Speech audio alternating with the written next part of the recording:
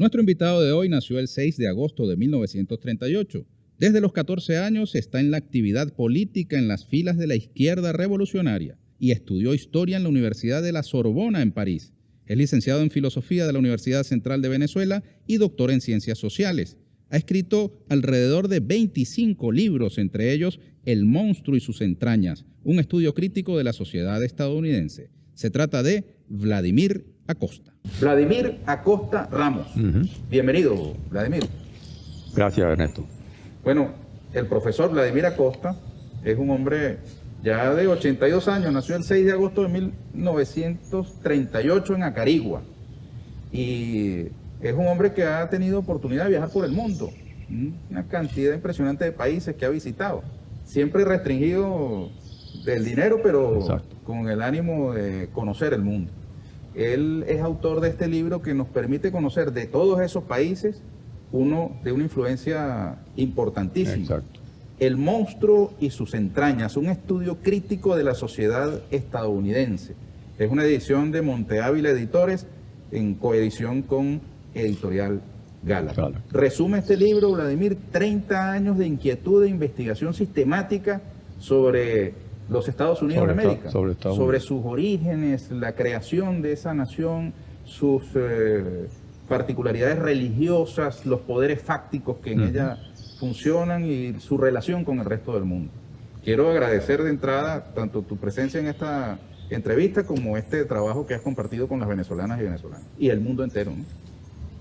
Yo quisiera que me explicaras por qué tu preocupación por estudiar 30 años de tu vida a ese país. Claro. Te explico que no son 30 años dedicados exclusivamente a eso. Mi vida siempre se ha compartido entre distintas cosas. Estoy escribiendo una cosa y al mismo tiempo sale otra, y escribo otra, y publico un libro de una cosa y otro libro de otra. De tal manera que ha habido muchas, y he tenido que dar clases, y en fin, ha sido compartido. Pero fundamentalmente en los últimos, digamos, 10 o 15 años sí hubo una preocupación cada vez más grande para pasar de lo que al principio era dar clases sobre historia de los Estados Unidos y tener que tragarme una cantidad de fuentes norteamericanas complacientes con los Estados Unidos, como siempre, para empezar a explorar por dentro los Estados Unidos, empezar justamente a atender una parte de los Estados Unidos que es la que nosotros, los latinoamericanos, no conocemos, la ignoramos. Si los latinoamericanos hemos sido víctimas de todas las agresiones de los Estados Unidos, de sus golpes de Estado, etcétera, de sus maniobras, de sus políticas para apoderarse de nuestras riquezas, fingiendo que están luchando por la libertad y la democracia, y la mayor parte de las agresiones de Estados Unidos son conocidas, es decir, porque hemos sido nosotros latinoamericanos las víctimas. Pero lo que no conocemos es cómo son los Estados Unidos por dentro. Ni siquiera la gente que viaja a los Estados Unidos y la gente que adora a los Estados Unidos y que solo ve lo que los Estados Unidos quieren mostrar de ellos. Entonces mi preocupación era examinar los mitos de los Estados Unidos, en qué se fundamenta esa sociedad para tener domesticado no solo al mundo entero, que se traga todas las mentiras de los Estados Unidos. Ahora se ha cambiado un poco la cosa, pero se traga las principales mentiras de los Estados Unidos, sino a su propio pueblo. Porque un imperio no se puede sostener si no tiene el apoyo de su pueblo. Y para eso ha tenido un papel fundamental justamente todos esos mitos. Lo que tiene que ver con la religión es algo fundamental. La manipulación de la religión y particularmente del calvinismo para manipular y someter y domesticar al pueblo de los Estados Unidos. Los mitos que están relacionados con el racismo, siendo los Estados Unidos la sociedad más racista que hay en este planeta, lo que tiene que ver con el sistema político y la constitución de los Estados Unidos, que es uno de los temas principales, porque esa constitución, de repente no voy a repetir lo que digo en el libro porque sería muy largo, hay todo un capítulo, el capítulo 4 dedicado a eso. Esa constitución es una momia jurídica, una constitución de 1787. Hoy en el mundo de hoy, ¿cómo puede reflejar ese mundo? No había ni siquiera capitalismo industrial cuando se hizo esa constitución. En 1787 estaba empezando la revolución industrial en Inglaterra y no precisamente en los Estados Unidos. De tal manera que se construyó una sociedad elitesca, racista, dominada por el esclavismo, por el genocidio que se cometía contra los indios, por la exclusión de los pobres, por la exclusión de las mujeres, por la exclusión por el desprecio por los extranjeros que eran considerados como inferiores. Y esos son los parámetros con los que ha funcionado la Constitución de los Estados Unidos. Por supuesto, le han añadido enmiendas que son remiendos realmente, donde le agregan algunas cosas más actuales. Por ejemplo, en los Estados Unidos, los senadores se eligieron a partir de 1913. Antes de eso, los senadores los escogían justamente los poderes regionales, las asambleas regionales, y escogían, por supuesto, a la gente que formaba parte de esos grupos medio mafiosos. Cosas como esas realmente. Los Estados Unidos hoy son una sociedad, nunca han sido democráticos desde el punto de vista constitucional. Yo establezco la distinción clara que hay entre democracia y república. Casualmente los dos partidos de los Estados Unidos hoy se llama uno republicano y el otro demócrata. Pero ninguno de ellos es demócrata y lo que son los dos es republicano. Es decir, la democracia de alguna manera significa la elección de los cargos y la participación popular en un país como los Estados Unidos, donde los únicos cargos electos todavía son los cargos que forman parte de la Cámara de Diputados, que ellos la llaman Cámara de Representantes. Eso sí se elige. Pero cuando se empezó la Constitución, eso no era el pueblo. Los únicos que podían votar eran aquellos que tenían recursos, que tenían tierras, que tenían comercio, que eran justamente la burguesía o los terratenientes. El pueblo realmente estaba excluido. Incluso los textos de algunos de los padres fundadores hablan de eso y hablan del pueblo como una chusma que hay que mantener lejos del poder. Eso lo dicen Jefferson, lo dice Madison, lo dicen los principales padres fundadores. Vladimir, ¿qué distingue este libro, el contenido de este libro, de la clásica arenga antiestadounidense o antiimperialista de un marxista de izquierda latinoamericano? Que ese libro está basado en fuentes fundamentalmente de los propios Estados Unidos. Por eso es que son años. Ahí uno puede hacer un panfleto contra los Estados Unidos y es muy fácil. Y hay muchos panfletos sobre los Estados Unidos que dicen cosas como esta, pero no las pueden fundamentar. Todo lo que se dice está fundamentado. Es decir, la Constitución se revisa en un capítulo completo. El sistema político es parte de ese capítulo. Y se va mostrando cómo se aprobó esa Constitución, cuáles son sus rasgos principales, cómo se fue modificando y transformando hasta convertirse en esa momia política que ni siquiera los propios estadounidenses conocen. Y cómo se ha fortalecido ese poder autoritario para terminar en la plutocracia militarista y guerrerista que son los Estados Unidos hoy. Todas esas cosas están fundamentadas y las fuentes son justamente autores norteamericanos, incluso los propios presidentes, los propios altos funcionarios norteamericanos. Y entonces eso hace que el libro, cada cosa de esas, tenga un apoyo. No se puede decir que entonces es un panfleto, justamente, y yo lo digo desde el comienzo, sino una investigación seria, crítica.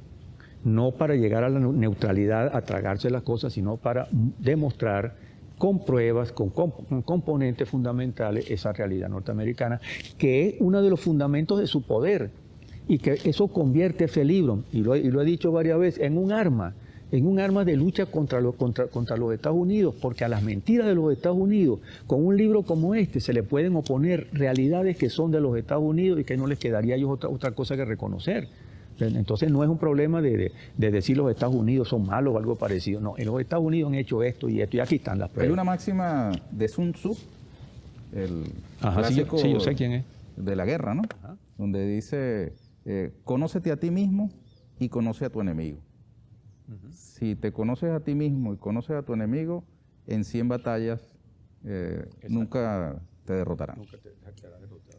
Ahora, yo quisiera revisar rápidamente parte del índice. Uh-huh. Primera parte, Estados Unidos, sociedad religiosa y fundamentalista. Estado, religión y corrientes religiosas. Iglesia y Estado separados. ¿Separados cómo y de qué? Las diversas iglesias y corrientes religiosas, adventistas del séptimo día, baptistas, metodistas, luteranos, pentecostales, presbiterianos, mormones, testigos de Jehová, cuáqueros. Estados Unidos, fundamentalismo y calvinismo. Fundamentalismo estadounidense, el proceso del mono, el repliegue, el teleevangelismo y los teleevangelistas, Billy Graham, Jimmy Swaggart, Jerry Falwell, Pat Robertson, Luchas y avances recientes, el calvinismo en la vida cotidiana estadounidense. Estados Unidos, la sociedad más racista del planeta, la dimensión religiosa original, político-filosófica, sustrato de todo, colonia y esclavitud, independencia, esclavitud y racismo, la guerra civil, Estados Unidos, sociedad democrática. Es una pregunta. Sí, es una pregunta. Aquí, digamos, si nos ponemos a leer el libro no terminamos nunca la entrevista, ciertamente, pero quería mostrarlo como un detalle del nivel de profundidad que el libro tiene. ¿Por qué, Vladimir, ese foco que colocas en lo religioso? ¿Por qué dedicarle ese estudio a ese aspecto de la sociedad estadounidense y qué influencia tiene en su política exterior, su relación con el resto del mundo? Perfecto, déjame decirte una cosa antes porque me puedo olvidar.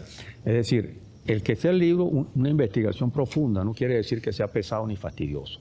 Para mí, escribir siempre es comunicarme con los que pueden leer y yo quiero que la mayor parte de la gente lo pueda leer. Y entonces de tal manera que mi manera de escribir es una manera sencilla y clara para que pueda ser comprensible. Hay mucha gente que escribe para un núcleo exquisito, ¿no? Yo escribo para que todo el mundo pueda entender lo que digo y hablo con claridad.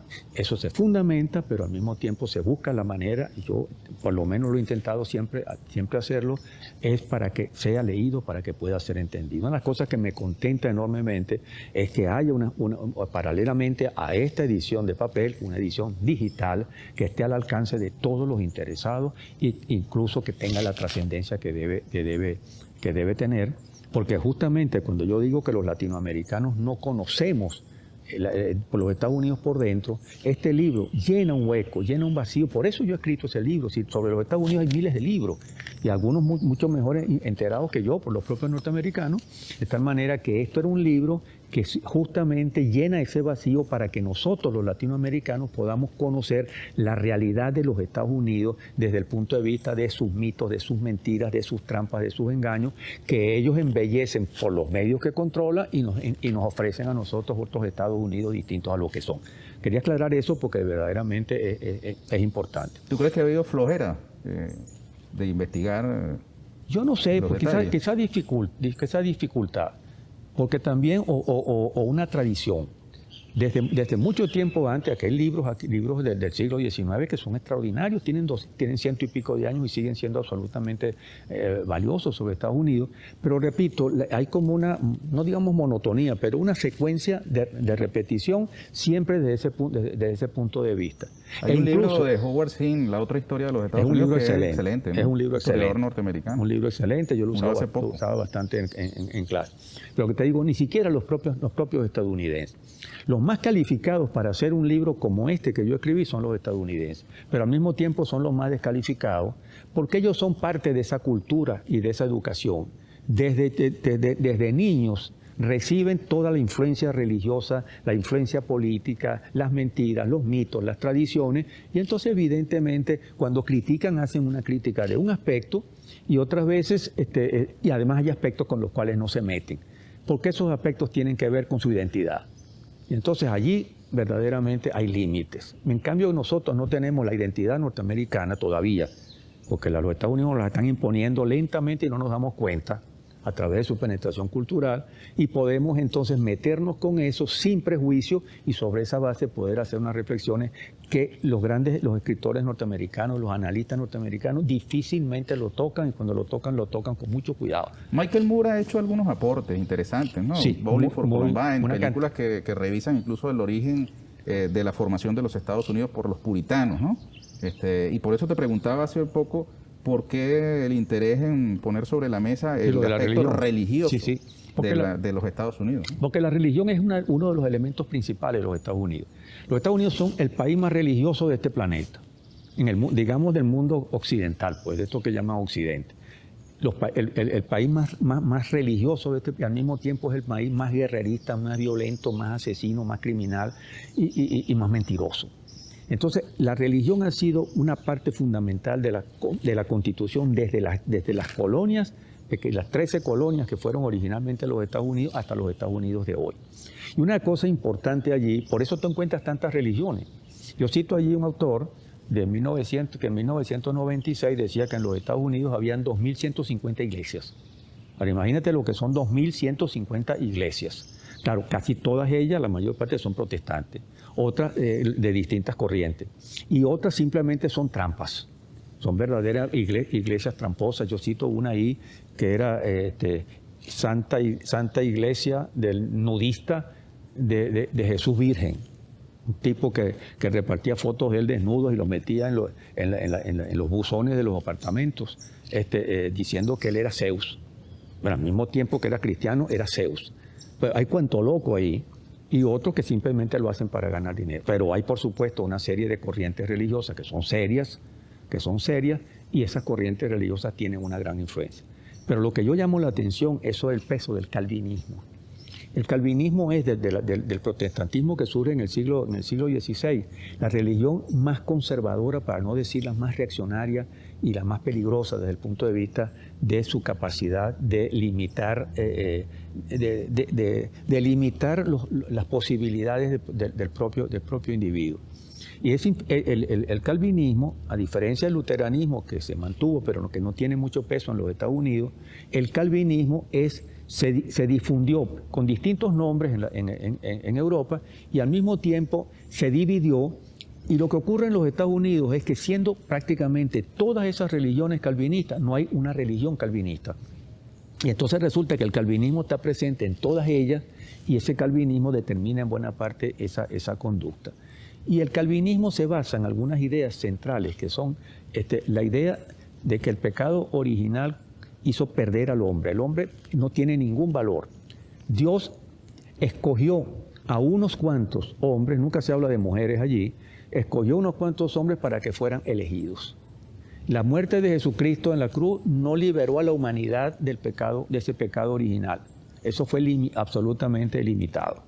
Y entonces, finalmente, lo que muestra el calvinismo es que el ser humano, el hombre, para poder meter a la mujer allí, el ser humano es el único responsable de sus hechos. El catolicismo, de alguna manera, creía, a pesar de que el mundo construido era sagrado, porque era obra de Dios, permitía que el ser humano fuera visto también desde un punto de vista social, y que la sociedad pudiera tener cierta responsabilidad en su fracaso o en sus éxitos. El calvinismo excluye por completo eso. Todos los méritos son tuyos, pero ¿por qué son tuyos? Porque tú eres elegido. Por eso la tendencia de los gringos a descalificar a otro diciéndole loser, perdedor. Exactamente. Bueno, lo peor que puede, el peor insulto ahí en los Estados Unidos es que tú seas un perdedor. Entonces resulta que tú eres elegido por Dios. Dios no tiene que darle cuenta en absoluto a nadie, y mucho menos a este hombre que se pudrió con la desobediencia en el paraíso, y por eso es libre Dios para escoger a quienes son. Y entonces, quienes son los favoritos de Dios, que además no pueden renunciar a ese favoritismo, Dios tiene que darles, como solamente a los elegidos se salvan, los demás están perdidos, Dios tiene que darles ciertas manifestaciones, ciertas muestras de que son elegidos. ¿Y cuáles son las muestras? Que tengan éxito.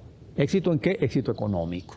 De esta manera que el calvinismo está estrechamente ligado con ese ascenso del capitalismo en el siglo XVI, y entonces los empresarios exitosos son verdaderamente un modelo. Ahora, ¿cuál es la otra cara de eso? Que los fracasados son muchísimos más que los exitosos. Y entonces los fracasados no tienen a quién echarle la culpa de su fracaso. Fracasaron porque no aprovecharon las oportunidades, sobre todo en una sociedad como los Estados Unidos, abierta a todos, porque todos tienen, el día que nacen, todos tienen las mismas posibilidades de llegar al éxito. Fracasaron por su culpa y no tienen por qué echarle la culpa al Estado. Por eso la democracia, la fulana democracia de los Estados Unidos es simplemente un sistema electoral. Hay dos partidos, tiene que haber dos partidos para que se vayan alternando. Los partidos se hacen sus trampas, pero no muy grandes, que no sean muy escandalosas. Y además, los temas fundamentales se discuten en secreto. Y entonces, la elección es una competencia como entre dos empresarios que están vendiendo su mercancía democrática y mercancía republicana, y vale todo. Y entonces, esa elección simplemente significa que se cambia el poder, se va alternando el poder, y por eso se habla de democracia. Pero el que gana no tiene ninguna obligación de resolver problemas sociales. Los Estados Unidos nunca han tenido un sistema de protección social como tenemos nosotros, una seguridad social como tenemos nosotros. En los Estados Unidos son las iglesias las que reemplazan justamente ese vacío. Y las iglesias ayudan entonces a los perdedores, a los fracasados, les dan ayuda para que pinten las iglesias, para que corten la grama, etcétera, etcétera.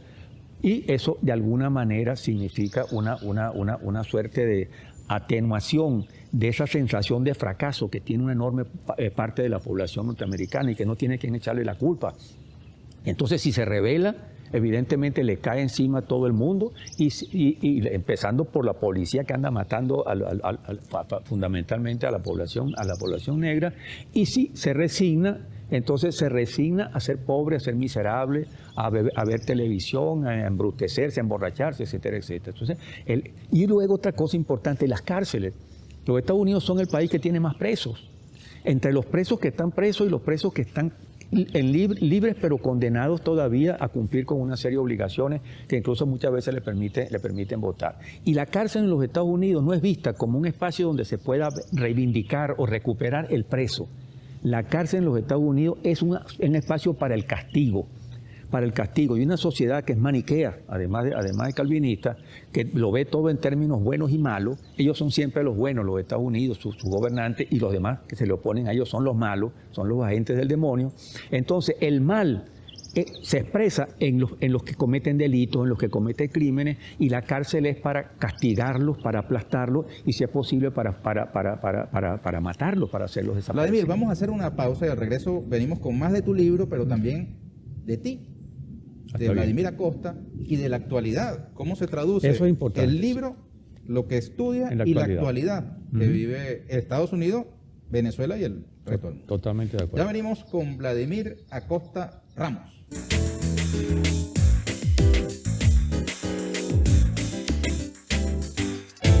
Continuamos con Vladimir Acosta Ramos. ¿Te pusieron Vladimir por Lenin? Claro, mi papá era comunista. Ajá, pero tú fuiste ADECO. Yo fui de la Juventud de Acción Democrática, bueno, la última, sí, pero esa era otra cosa, que la gente no entiende cuando se habla de eso. ¿Cómo es eso? Nosotros leíamos marxismo. Teníamos una relación estrecha entre la Juventud Comunista y la Juventud de Acción Democrática. Era otra cosa distinta. Estábamos absolutamente... Yo no conocía Acción Democrática, sino cuando cayó el gobierno de Pérez Jiménez. Cuando empezaron a aparecer esos dirigentes adecos. Yo fui uno de los primeros que se preguntó, bueno, ¿qué hacemos nosotros en este partido? Claro, porque los jóvenes de Acción Democrática estaban, digamos, en el país, la dirigencia estaba en el exilio, ¿no? El último secretario general fue Simón Sáenz Mérida, justamente. ¿Conociste a Betancourt? Una vez tuve que ver a Betancourt ahí, pero en un acto. ¿Confrontaste con él o algo? No conversé nada con él porque al principio me cayó mal. Pero Y después fundaste el MIR. Y fui fundador del MIR, exactamente. Y ahí cumpliste responsabilidades, ¿no? Fuiste dirigente nacional. Claro, yo fui dirigente nacional del MIR y fui uno de los dirigentes nacionales del Buró Político. Movimiento de Izquierda Revolucionaria. ¿Tomaron las armas, Vladimir? ¿Tú fuiste guerrillero? Yo estuve en el bachiller prácticamente un mes, pero no como guerrillero. Yo subí a la guerrilla porque había una reunión política que teníamos que hacer. Se hizo la reunión y cuando se estaba terminando la reunión hubo un cerco. Y entonces, bueno, tuve un mes allí en la guerrilla, caminando para acá, durmiendo, haciendo lo mismo, solo que no tenía armas. O sea, yo nunca he pretendido que yo fui guerrillero. Si estuve en la guerrilla como para una reunión política. Estar en la guerrilla no es lo mismo que ser guerrillero. No es estar guerrillero. Claro, en lo que pasara ahí nos pasaba todo, evidentemente. Mire, y tuviste que irte del país, ¿no? Por amenaza. Tuve que irme del país porque la verdad es que la cosa ya no era cárcel. Yo estuve preso unas cuantas veces, 6, 7 veces y demás, pero en algunas recibiendo buenas, mis felicitaciones a golpes, torturas, cosas de esas, pero nunca se prolongó demasiado porque no había pruebas. Yo tenía una cobertura legal. Yo fui dirigente sindical, yo fui dirigente obrero, sin ser obrero. Si yo fui dirigente sindical, tu papá, con el cual yo tuve una gran amistad con Cruz, a pesar de la edad, él decía que eso eran los cogollos políticos, y era verdad. Es decir, en una reunión se escogían entonces los representantes de acuerdo a la fuerza que se tenía políticamente. Y esa era una pelea fundamentalmente entre una época entre el Partido Comunista y Acción Democrática, y en otra época después entre las distintas corrientes que formaron la CUTV, la Central Unitaria de Trabajadores de Venezuela. Y yo fui dirigente de esa central.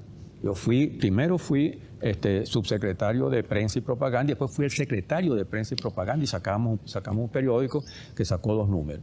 Y aparezco allí, y ahí conocí yo a todos esos viejos dirigentes. ¿Eras un chamo? Yo era un chamo, tenía 20 años.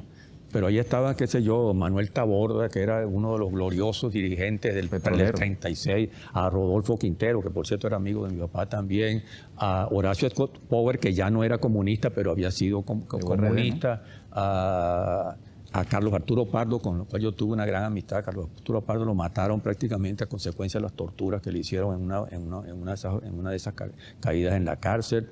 La mayor parte de ellos los conocí yo y los traté, aparte de los dirigentes sindicales del MIR también. Ahora, te vas del país porque te amenazan de muerte, ¿no? Porque tiene una amenaza de muerte, evidentemente. Y además, y lo hice pidiendo justamente la autorización para irme. Y bueno, simplemente era salir de Venezuela para evitar que me capturaran, porque además ya estaba absolutamente Entonces, saliste de la guerrilla y de la actividad política y terminaste en un salón de clases en la Universidad de la Sorbona en París. Claro, exactamente. Pero ya en la Sorbona, como yo no tenía beca, yo tenía que, bueno, a veces un tío mío, hermano de mi abuela, que tenía dinero, me mandaba algunas cosas allí, pero yo tenía que trabajar. Yo nunca en mi vida había trabajado. Cuando fui dirigente sindical, yo no había trabajado nunca. Y cuando no fui más nunca ningún dirigente sindical ni nada, sino simplemente un exiliado, yo trabajé en esos 5 años en París, pero hice de todo. Vigilante, actor. Fui cuidador de hoteles de noche, que es uno de los trabajos más desagradables que puede haber y peor pagado. ¿Por qué desagradable? Coño, porque tú tienes que calarte a todos los trasnochados y a todos los borrachos cuando tú quieres dormir. Entonces tú tienes que acostarte ahí, entonces llega... yo trabajé en un hotel, entre otros, trabajé en un hotel que es histórico, un hotel que se llamaba Esmeralda, y las anécdotas que yo tengo de ese hotel son para escribir un libro que yo quería escribir. Y esa es la misma época en que Cortázar estaba escribiendo Rayuela en París, justamente. Yo me identifico muchísimo con esa novela, la disfruté mucho, sobre todo la parte francesa. En un hotel que yo trabajé, que era de un empresario francés que estaba casado con una francesa, con una alemana, que estaba conectada con los soldados que pasaban por las bases norteamericanas en Alemania. Y todos esos soldados venían entonces a París, iban a ese hotel, por supuesto. Esa era la época en que por la crisis casi no había turismo en París. Venían, llegaban a las 7, 8 de la noche allí, saludaban, buenos días, qué sé yo, y preguntaban, "What is Montmartre?" Porque iban entonces justamente a emborracharse por allá, a buscar las prostitutas y la cosa. Salían todos juntos a las 8, y entonces empezaban a llegar a las 12, a la 1, a la 1:30, a las 2 de la madrugada, y el muchachón tenía que levantarse a abrir la puerta. Entonces, bueno, yo generalmente lo que hacía era pelearme con ellos, y los tipos al segundo día ya me tenían cierto miedo, y entonces trataban de llegar un poco más temprano, ¿no? Y además, la otra cosa que pasaba allí era que tú tenías que mantener, el hotel tiene generalmente una luz arriba que está prendida mientras hay habitaciones libres, ¿no? Y cualquiera que llega a las 2 de la madrugada ve el aviso arriba y se mete para el hotel. Yo lo que hacía era que yo era el dueño prácticamente del hotel, apagaba la luz roja esa y ponía un cartel en la puerta que decía completo. Y nadie me venía a molestar. Hasta que una vez pasó algo, que el tipo ese tenía conexión con un hotel que estaba al lado. Yo le alquilaba las habitaciones por la noche a viejitos. Una pareja de ancianitos que yo sé que no iban a salir a emborracharse ni a bonchar, les alquilaba. Cuando llegaba una pareja joven, inmediatamente le decía, no hay más habitación. La pareja esta se fue para el hotel de al lado, y entonces el hotel de al lado no tenía habitaciones, y me llamó para decirme que sí las tenía. Yo tuve que decirle que sí las tenía, porque me iban a sapear con el dueño del hotel, y entonces volvieron la pareja esta a decir, pero usted nos dijo que no tenía habitación. Bueno, es que me equivoqué, y tuve que alquilarle la habitación. Mira, ¿y tú hacías todo eso mientras estudiabas historia en la Sorbona? Mientras estudiaba historia, exactamente. ¿De ahí saliste licenciado en historia? Exactamente. ¿E hiciste un doctorado? Hice una tesis con Le Goff, y después yo volví a París, 3 años después, cuando hice el doctorado en Ciencias Sociales. Okay. ¿Y allí en París te nació una inquietud por el mundo medieval? No, ya la tenía desde... ¿Ya la tenías? No, mira, yo desde que era adolescente, yo recuerdo los libros que yo leí.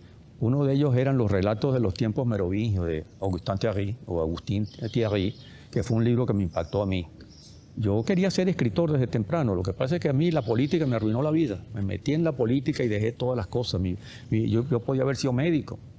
Entré a la universidad a estudiar medicina, estudié hasta 4 años de medicina, pero caía preso a cada rato, me perseguían y finalmente me harté de la medicina y dejé la medicina. Y al mismo tiempo yo quería desde temprano ser escritor, escribir. Escribí cosas, unas novelas juveniles y cosas por el estilo. Y una de las cosas que me impactó fue ese libro. Ese libro verdaderamente me impactó. Y tienes también una inclinación al estudio de los evangelios. Te has sumergido en ese mundo. Porque la religión es una de las claves de la humanidad. De la religión, ¿no? Sí, las religiones. Yo he estudiado todas esas religiones, en particular las 3 religiones llamadas monoteístas, es decir, el judaísmo, el islam y el cristianismo. El cristianismo que no es exactamente muy monoteísta, que digamos. El islam tiene sus apóstoles. El islam es monoteísta y el judaísmo es monoteísta. Pero tú dices cosas un poco estridentes para los dogmáticos de la religión, ¿no? Dices, por ejemplo, cosas como que los Reyes Magos nunca existieron. Bueno, yo sí escribí un libro sobre eso, un libro que lamento que no se pudiera reeditar porque yo creía que no iba a tener mucha demanda y se agotó. Lo editó Galac y después no se ha podido editar por los costos, por los precios. Pero ahora podemos editar en digital, hermano, que no es que sea gratuito, igual hay que pagar a los editores, diseñadores. Sí, yo creo que eso es el camino que hay que seguir. Pero es mucho más económico. Ahora, yo lo que trato de ahí es mostrar las contradicciones. Perdón, y el acceso del libro digital es infinito, lo puedes mandar por teléfono. No, yo sé todo eso y comparto todo eso. Los Reyes Magos son un mito creado por el cristianismo, pero es un mito hermoso. Cuando tú te pones a examinar cómo se desarrolló ese mito, lo que dice Mateo son 3 tonterías. Llegaron unos magos de Oriente que querían conocer al nuevo rey que había nacido y fueron a preguntarle a Herodes. Eso es todo lo que dice. Después entonces se acostaron los 3, apareció un ángel y le dijo, váyanse por otro camino, no le echen el cuento a Herodes, etcétera, etcétera. Con eso se monta uno de los mitos más ricos y más hermosos del cristianismo. Y el libro está dedicado justamente a examinar la riqueza enorme que tiene ese mito. Pero por supuesto partiendo de que es un mito. Y que es un mito lo de la estrella. Que hay que la estrella de Belén. Hay que ver los esfuerzos que han hecho los científicos católicos para encontrar una explicación a esa estrella. Bueno, hay que leer ese libro mío para que se vea todo lo que se hizo. Tú metiste también tu cuchara, diciéndolo coloquialmente, cuando hubo esa polémica entre Chávez y la iglesia, la jerarquía eclesiástica, sobre si Jesucristo era socialista o no. Eso es. Tú dices que hay un Jesucristo que sí lo era y otro que era... No, yo lo que digo es que, bueno, eso tiene la ventaja, Ernesto, de que fueron programas de radio, de los programas que yo hacía, y esos programas fueron después transcritos, y sobre esa transcripción se hizo una publicación de Monte Ávila. Hay 2 tomos, se llaman Ensayos Radiales, 1 y 2, y uno de ellos te mete justamente con eso y con la polémica de Chávez con la alta jerarquía, la alta jerarquía religiosa. Pero Chávez partía de la idea de que Jesús había sido el primer socialista y Judas el primer capitalista. Bueno, pero eso verdaderamente, cosas que se le ocurrían a Chávez, pero la iglesia se metió con eso. Yo trato de ahí de argumentar el socialismo es un fenómeno del siglo XIX. Y decir que Jesús fue el primer capitalista no tiene ningún sentido. Socialista. Fue el primer socialista y que Judas fue el primer capitalista. No había capitalismo en esa época, evidentemente. Los primeros cristianos tuvieron una comunidad, una especie de comunismo de consumo. El que se hacía cristiano compartía los bienes con los otros. Pero el mundo por allá, el mundo esclavista, seguía andando bien. Pero tú sí dijiste, se puede decir que hay un Jesús del pueblo y un Jesús de la derecha. Eso sí. Hay un Jesús que le sirve, por ejemplo, a la teología de la liberación, a los curas obreros o revolucionarios y hasta a los curas guerrilleros como Camilo Torres. Claro. Ese es el Jesús del presidente Chávez, no lo dudo. Pero también, no debemos olvidarlo, hay otro Jesús llamado Cristo Rey al cual hay que tenerle terror, porque el Cristo Rey ha sido el Jesús construido por las derechas católicas para servir a las derechas católicas, el Cristo de los fascistas, el Cristo de los franquistas, el Cristo de los cristeros, el Cristo del PP, el Cristo de Aznar, el Cristo de los reaccionarios. Aplaudo. Eso no, es tuyo. Yo sé que es mío, por eso aplaudo. No, hay una famosa foto de la Guerra Civil Española donde hay una estatua de Cristo Rey, que es el Cristo más reaccionario, el Cristo de Franco, pues para decirlo de otra manera, donde aparecen unos milicianos disparándole al Cristo Rey. Pero esos milicianos creían en ese otro Cristo, en el Cristo del pueblo. Ahora, los dos personajes son un poco ficticios porque no hay ninguna prueba contundente de que haya existido el personaje de Jesús, y hay más bien es posible que sobre un predicador, entre tantos predicadores que habían, se fue construyendo una imagen y la construyeron los apóstoles, y sobre esa base queda el Jesús que aparece en los evangelios. Yo siempre digo por eso que canta Lee Primera, no basta rezar, y dice, pero también reza el piloto cuando sale a bombardear a los niños del Vietnam. Claro, y además la gente tiene generalmente unas convicciones religiosas que nacen de su inseguridad finalmente. Es decir, cuando uno se ve, yo he contado muchas veces esto, yo soy ateo. Si yo no creo, no me meto con las religiones en cuanto a creencias, me meto con las iglesias en cuanto a que utilizan la religión para sus intereses, que son precisamente, no son muy espirituales, sino muy materiales. Tú eres ateo, pero tienes una pasión religiosa por la investigación de lo religioso. Además, siempre cuento una cosa, que es el tema de los aviones. Porque yo en una época no le tuve miedo a los aviones, y después de un accidente, del cual no pasó nada, pero estuvo a punto de pasar, empecé a tenerle miedo a los aviones. Entonces, yo lo he contado incluso varias veces en público, en actos públicos. Es decir, yo cuando subo el avión y el avión despega y está allá arriba, cualquier sacudida de esas que ocurre en el avión, yo digo, Dios mío, que no se caiga. Ajá. Entonces pierdo mi dignidad, porque verdaderamente siendo ateo, coño, estoy pidiéndole a Dios que no se caiga. Y yo sé que Dios no se va a meter en eso, si es que existe, qué sé yo. Entonces, cuando el avión aterriza y yo piso la tierra, yo vuelvo a ser ateo y me despido de Dios. Yo sé que yo digo una relación muy pragmática, ¿no? Que mi ateísmo es topográfico. Cuando estoy en el aire en un avión no funciona, pero cuando vuelvo a pisar la tierra, porque es lo que me da mi seguridad, yo vuelvo a ser ateo. Ahora, el ser humano en distintos espacios geográficos y distintas épocas desarrolla esa necesidad de creer en algo superior. Claro. Por su desvalimiento ante la certeza de que lo único seguro en esta vida es la muerte. Exactamente. Y entonces ese es uno de los fundamentos de la religión. Ahora, la religión todas las religiones se parecen, a pesar de que se matan una religión con otra. Uno ve estas tres religiones monoteístas que tienen al mismo Dios. El Dios de los judíos, el Dios del Padre de los cristianos y el Dios de los musulmanes es el mismo Dios.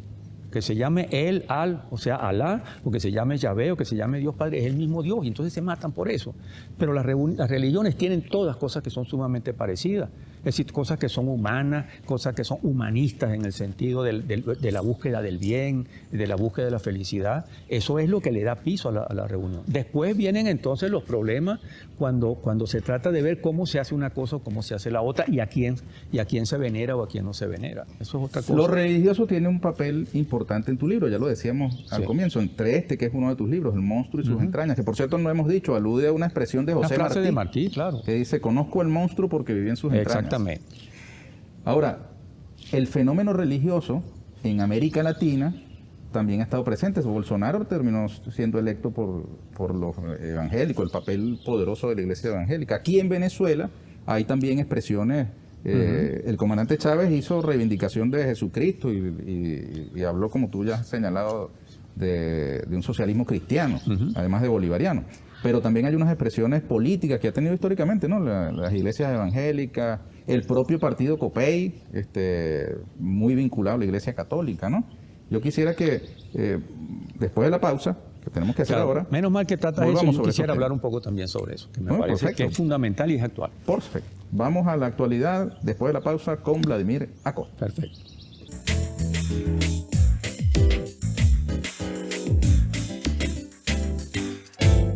Continuamos con Vladimir Acosta, historiador, licenciado en filosofía, doctor en ciencias sociales. Ha sido profesor universitario durante décadas, ¿verdad? 35 años. 35 años. Vladimir, hablábamos sobre el tema de la religión y la política, y aquí en Venezuela y en América Latina y en el mundo actual ha habido muchas expresiones. COPEI vinculado a la Iglesia Católica, ha habido experiencias también cristianas con partido Hora, por ejemplo, histórico de los evangélicos. Ahora hay un candidato. El candidato, exacto. Bertucci. El Partido Socialista Unido de Venezuela tiene incluso una vicepresidencia de asuntos religiosos, a partir del carácter cristiano que el presidente Chávez le dio también a la revolución bolivariana, que además de bolivariana, Zamora, tiene también en Cristo un referente. ¿Cómo ves tú esa confrontación político-religiosa hoy?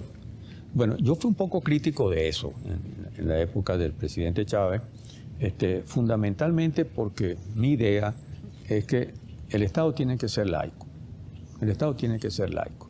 El Estado tiene que tolerar y permitir, no digo tolerar, es una expresión que no me gusta, permitir el ejercicio de todas las religiones con plena libertad. Pero con plena libertad significa que no hay una que predomine. Y que el presidente o la presidenta de la República es el presidente o la presidenta de ese país, lo cual supone que no puede tener predilección por ninguna de las religiones y que ninguna de esas religiones pueda tener esa primacía que tiene, que en nuestro caso es el catolicismo, porque los españoles trajeron su catolicismo papista, lo impusieron y a partir de allí la religión de la mayor parte de los venezolanos es justamente la religión católica. Pero entonces el Estado se transforma en un Estado católico que no puede ser, no debía ser. Ahora, es un fenómeno viejo. Aquí mismo en esta casona presidencial, allí queda una capilla católica. Pero claro. Que ahí vino el Papa Juan Pablo II, le dio una misa caldera. Claro, pero es que eso es distinto. Eso puede perfectamente. No hay una mezquita ni una sinagoga. Bueno, lo único que construyó una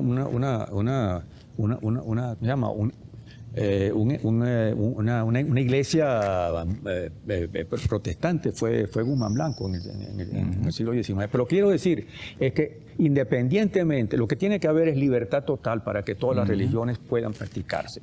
Pero el Estado no puede ser, en eso los Estados Unidos son casi un ejemplo.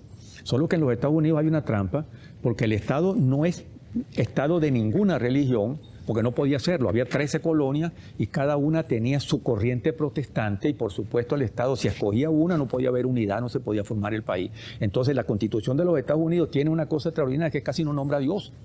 Es un país donde todos los presidentes hablan con Dios y conversan con Dios. No lo dice la Constitución, pero sí el billete del dólar, que es el que manda, ¿no? Ajá, ahí sí. Pero la Constitución prácticamente no menciona a Dios, una vez de paso, pero no se refiere a eso. En cambio, nosotros encontramos constituciones nuestras donde se dice, que se parte de Dios. En lugar de partir de la soberanía del pueblo, se parte de Dios. Y entonces, bueno, en la Constitución Bolivariana del 99 se invocó los poderes creadores del pueblo. Antes era en nombre de Dios todopoderoso. Yo sé, pero es eso, ¿entiendes? Entonces eso es importante, que debía ser un esfuerzo. Eso no quiere decir que el presidente es ateo ni nada de eso, ni a proclamar el ateísmo, sino la libertad de todos. Pero por eso ¿tú crees mismo, que no hay libertad religiosa en Venezuela? El Estado no puede ser un Estado parcializado que entonces promociona prácticamente el cristianismo, el catolicismo, porque el presidente o la presidenta lo es. No debía ser así. Eso no, bueno, esa es una de las cosas. Yo hice esa crítica con relación al presidente Chávez, porque el presidente Chávez expresaba su versión cristiana verdaderamente honesta, sencilla, popular, de ese Cristo popular, para enfrentársela justamente a la conferencia episcopal, que es todo lo contrario. Pero por esa vía se colaron las corrientes protestantes norteamericanas, porque entonces se les abrió espacio pensando que eran de izquierda, que eran progresistas, y eso no es verdad. Y lo que está mostrando esto en estas últimas décadas es justamente que no es verdad. Esas corrientes, particularmente los pentecostales, han venido desarrollando una política de penetración de este continente que está asociada con el poder de los Estados Unidos, porque su dinero y sus fuentes y su política vienen de los Estados Unidos.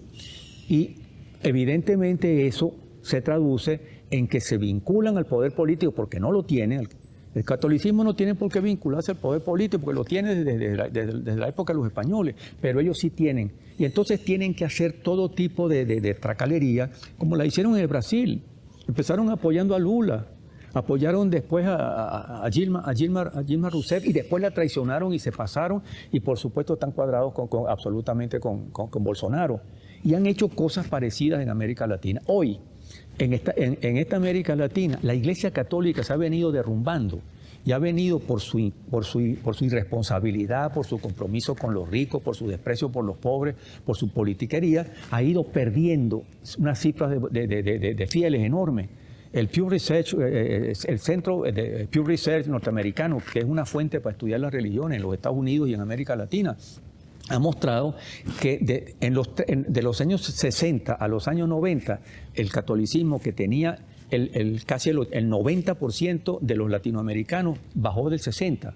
sí, bajó a menos del 60%, y que las corrientes protestantes están creciendo y creciendo, particularmente los pentecostales, que son los más hábiles, los que más tratan de parecerse a una religión popular, a una religión festiva, popular, que tienen pastores que son negros, que son indios, etcétera, etcétera. Pero los verdaderos jefes no son ni indios ni negros, sino que son norteamericanos que están en los Estados Unidos. Oye, entonces, déjame terminar una cosita. Que yo acabo de escribir un libro, este es mi penúltimo, un libro que es producto también de unos cuantos años de investigaciones, de cursos y de exposiciones, que se llama Salir de la Colonia. Salir de la colonia, que te tiene que interesar porque tú estás justamente muy vinculado a esa idea, no a la colonia, sino a salir de la colonia. Y lo que yo planteo ahí es una tesis que parece dura, pero yo cuando las planteo porque busco los fundamentos y hago una revisión de los últimos 5 siglos nuestros, de América Latina, no solo de Venezuela solo, de América Latina, y lo que yo planteo es que nosotros no hemos salido todavía de la colonia, que nosotros lo que hemos hecho es cambiar de protector o de amo. Nos calamos 3 siglos de colonia española, que fue la que nos hizo. Nos hizo como sociedades, como repúblicas, las leyes, la religión, el idioma, todo eso nos lo dio España. Rompimos con España, con la guerra de independencia, que fue nuestro periodo más heroico, más glorioso, pero no había terminado la guerra y ya estábamos cayendo en manos de los ingleses.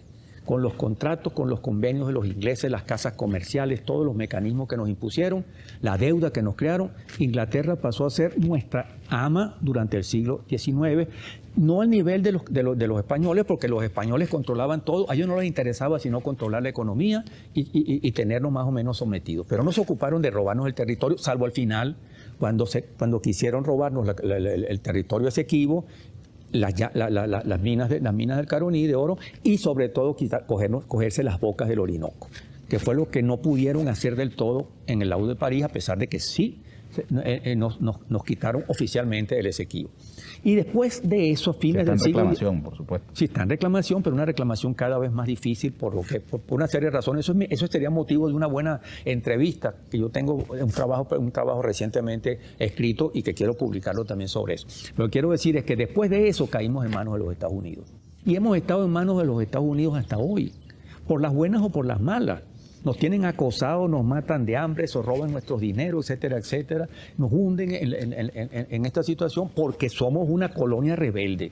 Una colonia rebelde que protesta contra la hegemonía de los Estados Unidos, que quiere mantener su propio camino, cada vez les resulta más difícil porque nos van agotando. Y entonces tenemos 5 siglos en esto. Y lo más peligroso de los Estados Unidos, y particularmente de la religión de los pentecostales, yo les dedico un largo capítulo a los pentecostales ahí en ese libro, es que esa penetración de los Estados Unidos no solo es económica y política, sino cultural. La cultura nuestra, de toda América Latina, se va convirtiendo en una cultura norteamericana. ¿Qué es cómo nos vestimos? ¿Qué bebemos?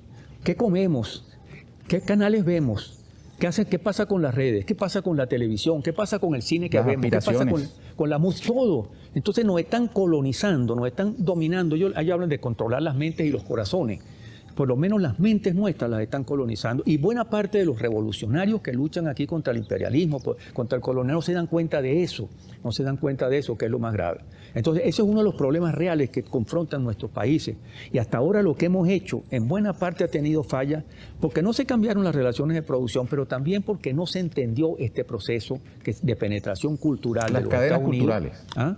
Las cadenas no solo económicas, sino culturales. Claro, las cadenas culturales, que son las peores, porque verdaderamente son los que te aferran a ti completamente a algo que tú crees que es inocente y no lo es. Entonces, ese libro, ya está digitalizado, porque la editorial Gala lo iba a publicar y no lo pudo publicar.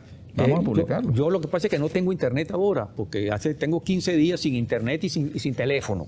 Estoy absolutamente incomunicado del planeta. Solo el celular de Adriana, que es la que tiene el celular en la casa, lo revisamos de vez en cuando para ver noticias, pero más nada. Pero te lo quiero mandar para que tú... Vamos a hacer la diligencia, que este programa se convierta en solucionador también de algunos problemas. Que toda la zona de colinas de Bellomonte, ahí también está Pedro Calzadilla, que vive en un edificio 50 metros más abajo, sin teléfono, tienen la misma situación.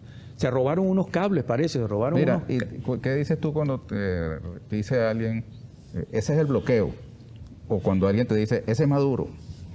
el culpable de que esto esté pasando? ¿Qué respondes tú? Bueno, la respuesta no es sencilla realmente. La respuesta no es sencilla porque evidentemente ni hay un gobierno perfecto que todo lo ha hecho bien, ni hay un bloqueo que haya causado todas las cosas. Yo creo que ahí hay una posibilidad de una discusión defendiendo al gobierno, defendiendo las posiciones del gobierno, reconocer algunos errores, de alguna falla que facilitaron esa penetración de los Estados Unidos, que además no es nueva. Pero las sanciones sí son nuevas. No empezaron con Trump, fue Obama. El hipócrita de Obama fue justamente el que arrancó con esas sanciones, y luego lo que ha habido es esta locura criminal de matarnos de hambre, de negarnos todo, de acosarnos a ver si nos revientan, y no nos van a reventar. No nos van a reventar, pero de alguna manera lo estamos pasando mal. Estamos pasando mal y hay que buscar también formas de que esa situación pueda ir cambiando. Hay quienes ponen su apuesta en que Biden va a ser más benévolo. Bueno, aquí Trump con Venezuela. La gente se hace ilusiones. Y otros que dicen que más bien es más peligroso porque con Obama fue que hubo Mira, cuando ganó Libia, por ejemplo, Obama, Ernesto, cuando ganó Obama creo que fui uno de los pocos, para no decir que fue el único, que llamó la atención sobre lo que era Obama. La ilusión con Obama fue una cosa verdaderamente fantástica. Además, como era negro, él no es negro tampoco, él es un mulato. En términos latinoamericanos, es un mulato, hijo de una blanca y un negro de África Oriental. Él salió mulato, no es negro. Y Obama es un farsante y un hipócrita que cometió tantos crímenes como Bush, que bombardeó más que Bush, que se la pasaba en la Casa Blanca mandando drones a volar matrimonios afganos y cosas por el estilo, que mató más negros que el gobierno de Bush, pero es un hipócrita simpático y culto que verdaderamente le ganó una cantidad de gente, entre ellos a los cubanos, porque por lo menos en su segundo mandato tuvo una relación, cambió la relación con Cuba, pero luego vino Trump. Y entonces Biden... Esa relación con Cuba fue, digamos, aliviar las presiones del bloqueo a Cuba, ¿no? Claro. Mientras apretaba con para perjudicar a Venezuela. Si los Estados Unidos no hacen nada inocente, Y con Biden es un personaje que hay que conocer su historia, la historia de ese tipo, esos 40 años que tiene metido en el Congreso haciendo barbaridades y apoyando crímenes. Lo que pasa es que Biden es una especie de bobo ya. Está en el nivel 2 de la locura, confunde a su tía con un reloj y cosas por el estilo, mientras que Trump es una fiera, aunque quedó derrotado, y es posible que Biden no logre terminar ese periodo porque pueden hacer un impeachment por incapacidad mental. Y lo que daría la segunda es la señora Kamala Harris, que también esa es otra joya. De piel oscura. Esa es otra joya. Si es de piel oscura, tiene pureza, pero es tan reaccionaria como Trump. Es bien reaccionaria. Jamaiquina, ¿no? Sí, por eso la pusieron. Sí, y Condoleezza Rice. ¿Qué esperar? ¿Una señora también? No, esta es la hermana. No, es la hermana. La hermana de Condoleezza, bueno. Ella se llama Susan Rice. Verdaderamente, no hay que esperar nada, verdaderamente no hay que esperar nada. Lo que hay que estar es preparados para seguir combatiendo, para seguir buscando caminos que se puedan abrir allí, pero no confiar en que los Estados Unidos van a cambiar. Los Estados Unidos no van a cambiar ahora menos que nunca, ahora que están acosados, están tratando de restablecer el pre-Trump, pero ya es demasiado tarde porque lo que hizo Trump con los Estados Unidos y con el mundo verdaderamente echó abajo prácticamente todo el sistema político y creó una crisis profunda en los Estados Unidos, que es muy difícil. Los Estados Unidos están hoy fragmentados por una serie de mecanismos regionales, políticos, raciales, que va a costar muchísimo con esta crisis que pueda modificarse. Y sobre todo con un liderazgo tan pobre como es. Este tramo del gobierno de Trump puso en el tapete situaciones inesperadas. Por ejemplo, la Casa Blanca rodeada de barras, digamos, cerramientos sí, para evitar destrucción en manifestaciones, toques de queda en distintos estados, manifestaciones antirraciales de mucha, digamos, masividad y furia, ¿no? También la salida de personajes armados de las milicias, digamos, de derecha, blanca, supremacistas. Hay dos milicias ahí que son clave. Una se llama Proud Boys, los chicos agresivos, orgullosos. Y la otra es Canon. Canon es un fenómeno... Bueno, en mi libro en el último capítulo justamente, yo analizo desde los años la parte de los años 80 y 90, la cifra de milicias y de grupos políticos fascistas y recontrafascistas, antijudíos, anticristianos, xenófobos, etcétera, es una lista impresionante de esos partidos y grupos que todos circulan por internet y tienen sus centenares de miles y sus millones. Este es nuevo. QAnon empezó justamente con Trump. Y el grupo QAnon, que ya tiene una representante, una representante en el Congreso, no sé no recuerdo ahorita en qué estado ganó, difunde la idea de que ellos no son ni de izquierda ni de derecha. Por internet tienen una circulación enorme y dicen justamente, condenan a los demócratas y ¿sabes cómo los llaman? Los llaman los pedosatánicos caníbales. Lo de pedo no tiene que ver con Pompeo, que es lo que uno tendería a pensar. Es pedo de pedófilos. Es la cosa de Epstein. Es decir, que no es pedófilo con niños, sino con muchachas, pero de todas maneras sigue siendo pedofilia con muchachas de 11 o 12 años. Entonces son pedófilos, son satánicos y son caníbales. Y allí están metidos, por supuesto, Soros, Murdoch, Clinton y toda la cúpula del Partido Demócrata. Y eso es uno de las fuerzas importantes que se ha creado con el gobierno de Trump.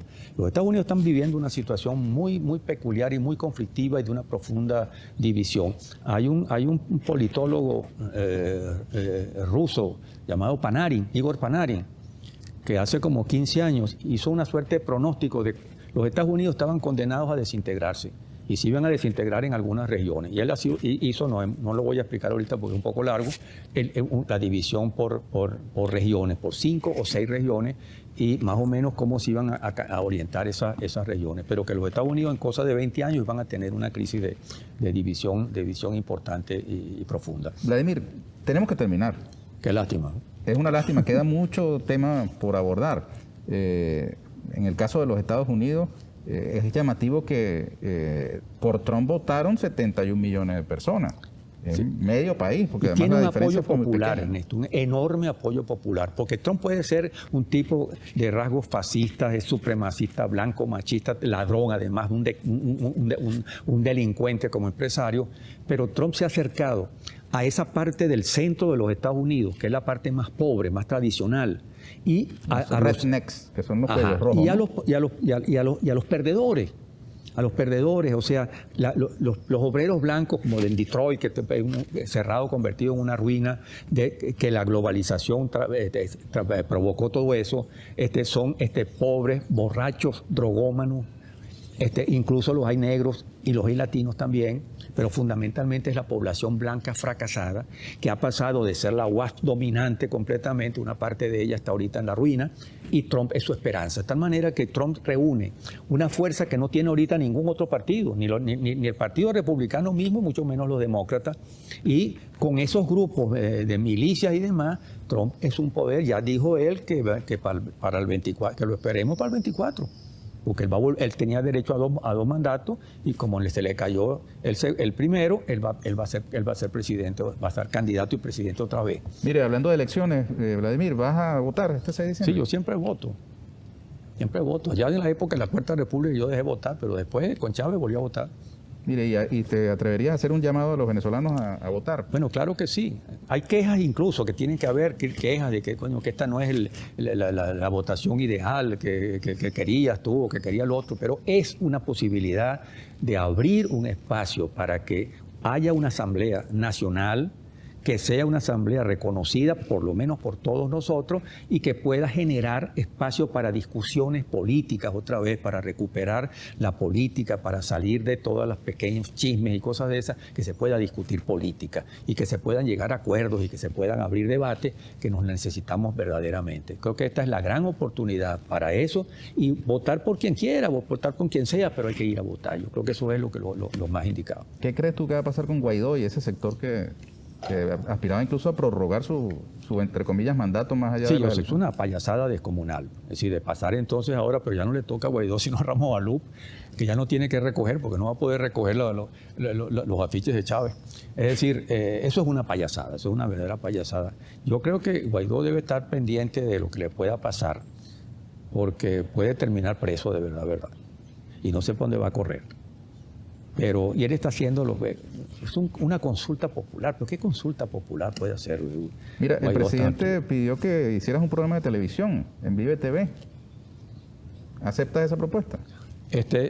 Lo que tú hablaste en la feria, de que pudiera ser, a partir de esto pudiéramos hacer temas y temas. Yo creo que sí, se puede hacer. Bueno, podemos hablar de eso. Bien, me gustaría, claro que sí. No? Bueno, Vladimir, muchas gracias. Para quienes presenciaron esta entrevista, vamos a hacer circular intensamente la versión digital de este libro. Exactamente. Y, por supuesto, en Librerías del Sur está a la venta el ejemplar físico, así como contactando a Editorial Galac y a Monte Ávila Editores Latinoamericanos. Bien, perfecto. Gracias a ti, Ernesto, verdaderamente. Y cada vez que veo el libro, te felicito porque tú fuiste un decisivo en que el libro finalmente salió. Iba a salir seguramente, pero que saliera justamente ahora y no se siguiera perdiendo tiempo en eso. Gracias, hermano. Bueno. Más bien gracias a ti por dedicarle todos esos años a esa investigación y convertirla en un objeto cultural, un bien cultural de acceso libre para latinoamericano, que salga también de Venezuela, que se pueda leer en otras partes. Eso es Deberíamos trabajar en una traducción al inglés. Ah, bueno, eso sí sería bueno. Y a otras lenguas, por supuesto. Bueno, otras lenguas ya está exagerando. El Pemón, por ejemplo. Bueno, Vladimir, muchísimas gracias. Bueno, bien. A ustedes, amigas y amigos, yo me voy a retirar el tapaboca, habida cuenta de la distancia que existe entre el invitado y este servidor para despedirme como Dios manda. Así que los espero en una nueva oportunidad, amigas y amigos, aquí con Ernesto Villegas, siempre con muchísimo respeto por ustedes. Hasta luego.